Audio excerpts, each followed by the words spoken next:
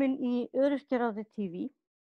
Í dag þá ætlum við að tala við hana Kolbrúnu Dögg Kristjánsdóttur sem meðal annars fötlunarlistakona. Og við ætlum að ræða svolítið það að vera þessa svona hlið á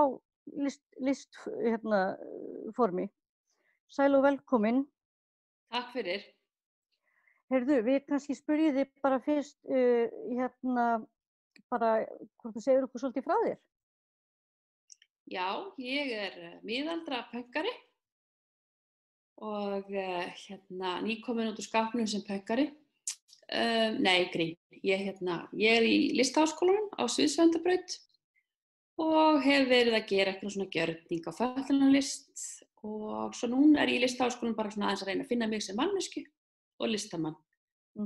En annars ég með BA í þroskaþjálfræði og fötlunarfræði diplóman á og svona hef aðeins verið í uppistandi og leiklist þegar ég var yngri og svona. Finnst voðalega gaman að tjá mig gegnum list. Þetta hefur dregið þig inn lengi, alveg frá æsku, segirðu? Já, ég hef alltaf haft áhuga á leiklist frá því ég var krakki. Já. Fékkstu einhvern tímann svona tímapunktinn þar sem að þú sagði bara, heyrðu, já, ég er listakona? Nei, maður svolítið svona spérhættur með það, en það einn kennari í Listaháskólanum sem að sagði bara að það væri ákvörðun. Já. Og í Listaháskólanum þá erum við ekkert, það er ekkert verið að kenna okkur að vera listamenn, við erum listamenn. Já. Þannig að það er svolítið svona bara að taka skrefið og bara, já, ég er listamaður. Hvernig hefur þið gengið að vera í skólanum, svona aðgengi og aðrir hlutir? Það hefur bara gengið bara nokkuð vel. Skólinn flutti úr Sölvásgötu niður í Laugarnes og þá þurfti að gera svona eitt og annað en þetta er svona allt bara orðið bara alveg í ágætum farvegi og komið P-merki og hurðaopnari og betra klósett og skápbrautir inn í salina og svona. En auðvitað mætti alveg gera meira en það sem komið það hefur bara allavega virkað ágætlega fyrir mig. Þetta er alltaf svoleiðis, það kemur inn fötluð manneskja inn á svæðið og reddar því bara að núna eru bara allir að gera það sem þeir eru að gera. Ég veit ekki hvort þeir sem eru að horfa að vita það, en ég er nú svolítið að gera svona list líka. Já. Það var einmitt hjá mér líka að ég hitti konu sem var listakona, látin núna, Sonja vinkona mín, og hún sagði einmitt við mig, ég sagði við hana, veistu, mér alltaf langar til að gera eitthvað svona gjörninga og eitthvað svona, en ég veit ekki hvort ég get farið í gegnum svona skóla og eitthvað. Hún sagði bara, heyrðu, ef þú framkvæmir list, þá ertu listakona. Og ákvörðun. Svo ég gerði það bara. Já. Í ár og meira. Hvernig finnst þér þú, sko mér finnst ég einhvern veginn ná öðruvísi til fólks fötlun ef að ég er að gera eitthvað sem er beint út frá fötluninni. Mér finnst einhvern veginn að fólk meðtaki þetta inn í gegnum öðruvísi bara eins og önnur heilastöð eða eitthvað. Eða þú ert að gera list? Já, þegar maður kemur svona og gerir svona gjörning, þá er svona eins og fólk horfi á það einhvern veginn öðruvísi og meðtaki það kannski svona öðruvísi. Finnst þér það ekki?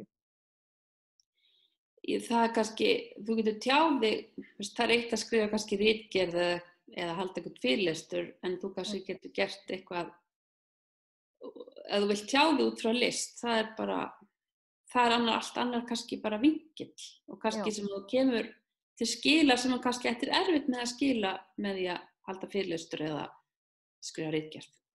Algjörlega, sko. Ég fór einmitt á MeToo-ráðstefnuna fyrir ekki svo löngu og þar var einmitt svona nokkrir fyrirlestra og svo kom kona og las ljóð og þá bara breyttist hvernig ég var að hlusta á hana. Það var allt í einu, það náði miklu dýpra til mín. Þannig að ég hef orðið svolítið fyrir þeirri upplifun að mér finnst ég eins og ég geti sagt meira heldur en ég myndi, ef ég var að skrifa ritgerð. Þá myndu bara allir fara að röfla yfir sumum hluta sem ég er að segja með listinu minni. Já. En þegar þeir svona ganga inn í listina mína, þá finnst mér þeir meta það öðruvísi. Já. Einmitt. Já, það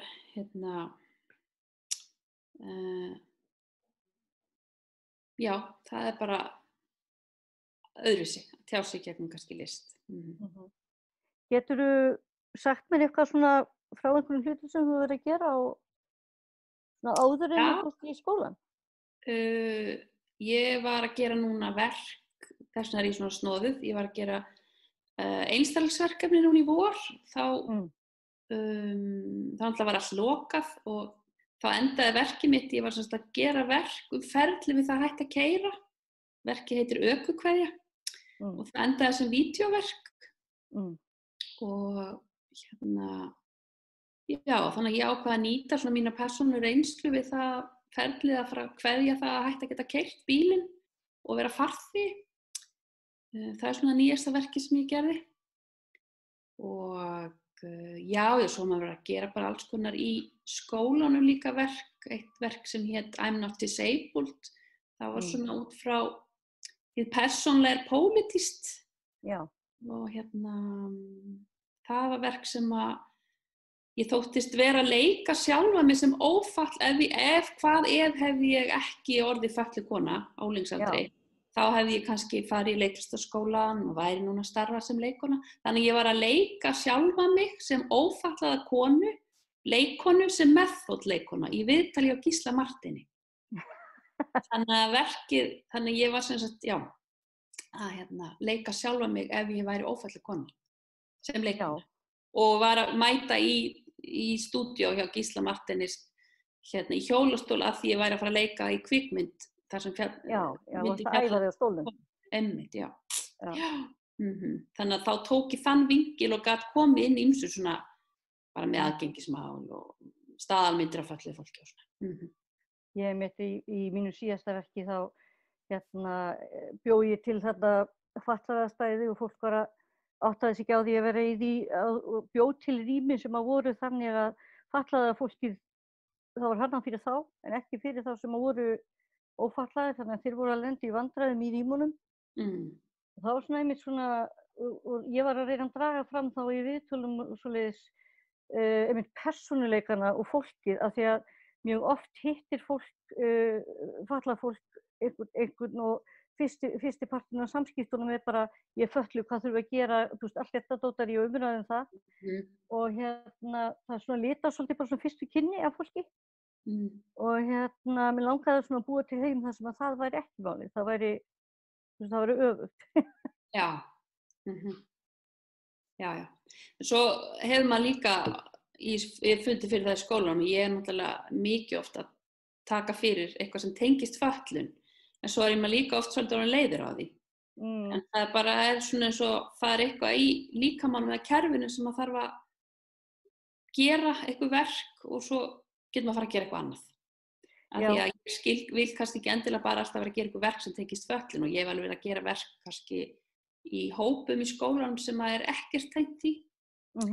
Og og það líka ákveðin svona hvíld af því maður vill líka bara finna sjálfa sem listamaður og sem manneskju.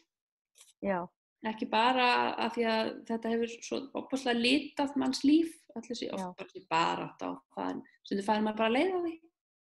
Já, ég upplifði það, mér vant að ýta nokkrum hlutum út frá mér og svo fer ég kannski í eitthvað annað, en það einmitt þetta, ein af konunum sem ég tók viðtal við þarna þegar við vorum að gera þetta, ég var að tala við hann hvað hann gerði sjálf í lífinu og lífið hjá henni náttúrulega bara búið að vera fullt af réttindabaráttu, þannig að hún komst bara ekki út úr því að tala það, þú veist, fyrstu mínúturnar. Og ég skildi það svo vel einhvern veginn og hún þurfti að koma því á framfæri og þetta svona minnti mig á það hvernig við erum svona svolítið, við neyðumst til að vera smá kennari, smá þetta, smá hitt, þú veist. Þannig að þetta svona óþarfa svona byrjunar oft. Man langar að hitta fólk bara og segja hæ, ég hef áhuga á bílum eða eitthvað. Já. Svo sækir maður bara aftur í Listaháskólann, fer í leikarann og þá maður búið með þannig að pakka, þá getur maður að fara að gera eitthvað annað. það væri nú gaman að hafa, þeir gætu nú þá verið með einstakling sem fatlaður í fötluðum hlutverkum, eins og maður alltaf svona verið að ýta svolítið eftir því að einstaklingar, og svo líka svolítið skemmtileg stefna sem ég hef verið að sjá að ef að það ekki raun og veru sagt neitt karakterinn til dæmis að það ekki eitthvað, hann gangandi út allt og eitthvað, að þá hafa þeir stundum verið að gera þetta í leikhúsum að bara ákveða bara að þessi karakter sem ekki lýst nógu vel, hann bara fatlaður allt í einu. Af því hann getur þetta alveg eins verið það, af því að truflar ekkert myndina, sko. En ofta nú, það fatlað fólk samt, það alltaf var í halaleikhópum, þá fólk voru við, það var ekkert eitthvað issue, þá bara, var fatlað fólk ofta að leika bara ófatlað fólk, að bara, það var, af því stundur lendir kannski fólk sem fatlað listafólk eða leikar, það bara í hlutverki að leika í rauninni sjálfa sig, en ef þú ert ófatlað þá getur þú leikið allan námskátan, skilur. Þannig að maður vil líka komast út úr því. Ég held að maður get ekki alveg lekið ófulluðu hlutverkin ef það settir rétt upp, sko. Já. En þetta, mér langaði bara svolítið að draga inn í þetta út af því að það var nú, sko, þú varst punktur númer 2 sem sagði mér að ég geti verið listakona.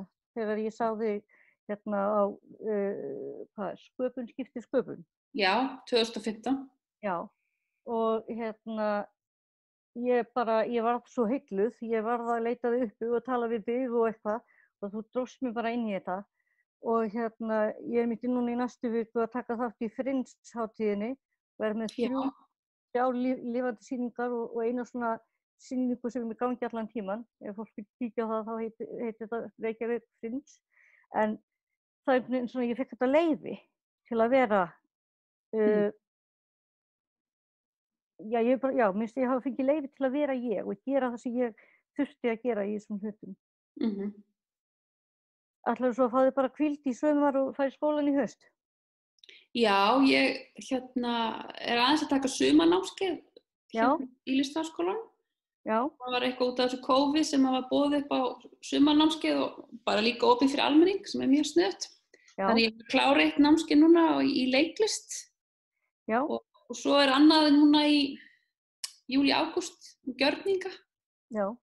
Jú, maður bara Má ég koma og vera á bakinu á þér í gjörninganámskeiðinu?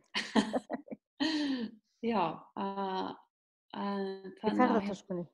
Einmitt, jú. Heyrðu, við erum með 15 tíma í dag út af þessum hlutum að ég ætla að plastera bara aftan á þetta viðtal hjá okkur, viðtalið sem ég tók við þig í listaverkefninu í haust.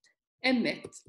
Og takk fyrir að koma og taka þátt. Við erum fyrir þá sem að horfa með Facebook síðu sem að þið geti fundið okkur og merkt okkur og fylgst með. Við förum mjög vítt völlin með fötlun og fötlunartengda hluti. Og bara takk kærlega fyrir. Já, sömuleiðis og gangi vel. Já, hafa það gott. Bless. Bless.